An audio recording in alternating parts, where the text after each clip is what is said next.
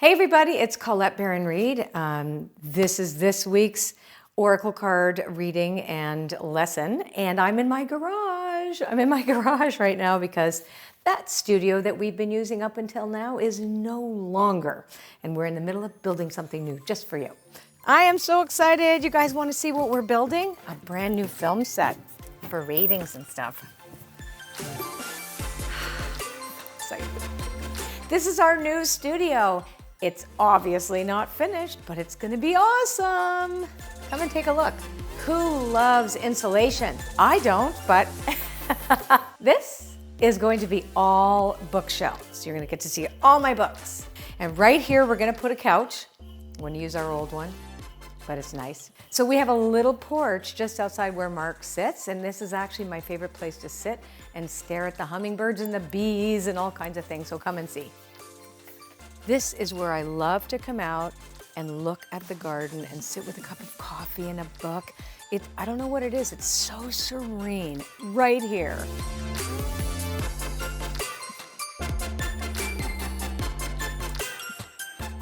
All right, so we are going to be looking at Wisdom of the Oracle this week. Last week was pretty intense, and now we're going to see what are the 6 cards that are going to tell us the story of the energetic weather. Basically, we're doing a weather report for the week. And the question that we're always asking the cards is, how do we stay in alignment with our highest good and that of our families and our loved ones and the world at large? So we're always looking for alignment. How do we stay in harmony? And that sometimes means that we have to look at what is disharmonious.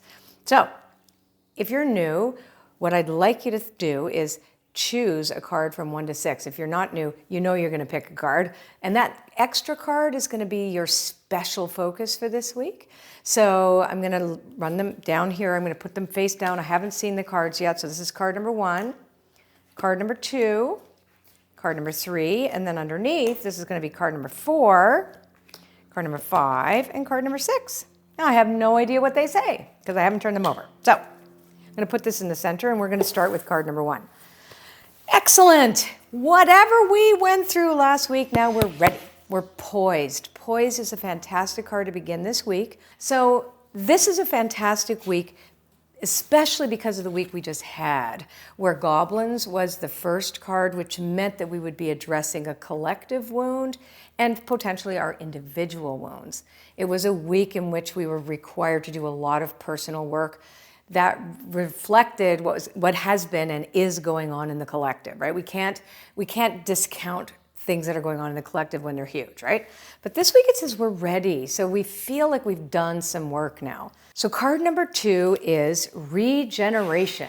Now regeneration is all about a life that comes from what had to die or what had to change. It's a new life that springs. It's something that gets destroyed or chaotically moved, or something happens where it dies temporarily and then it regenerates, which means it brings something new and something beautiful and something alive out of which we would perceive that something had to die, right? So this is very excellent.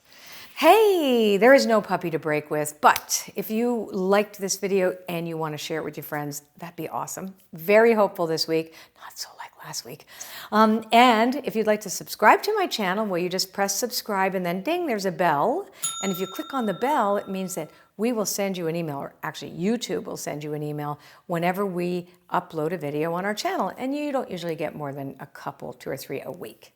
See ya. Now, card number 3 tells us more. So card number 3 is our community card. So community following poised in regeneration means that it's not just for us individually, it's for the collective, it's for our community. It's for how we present ourselves within our groups, our family, our friends, our community at large. And if you have, let's say, a business, like your clients, your customers, whatever, is you are now ready to bring something new and beautiful forward for your community. So this is really fabulous. Oh, we. Now, milk and honey is in the protection position at card number 4. So maybe you feel like you've been thrown off base, or maybe you feel like you've you've been disappointed or something, or maybe you feel like, oh, it's never going to happen for me. And so we need to turn that thought process around, because lots of exhaustion really kind of comes with this card, and yet within it, there's a playful quality to it too, to say, oh no, you've got to trust Spirit. Spirit has a plan, and it's something that we may not know what it is, but you do get to have the milk and honey. You do. So that's to say to trust the universe. Trust the universe. To be fair in the protection position is about recognizing that when you look into the world, you see things that are unjust, unequal, difficult, challenging, all of the above. And it gives us an opportunity to right things, to make things just and beautiful and balanced, and bringing these things right side up again. And this is what's required of us this week, to take a look and go, I will participate in bringing things right side around, right? So that's really beautiful too. And wonderful. Last but not least, here we go. We have the card Blessed. And you know, this card brings us full circle to the first card, which is Poised. We are ready for blessings.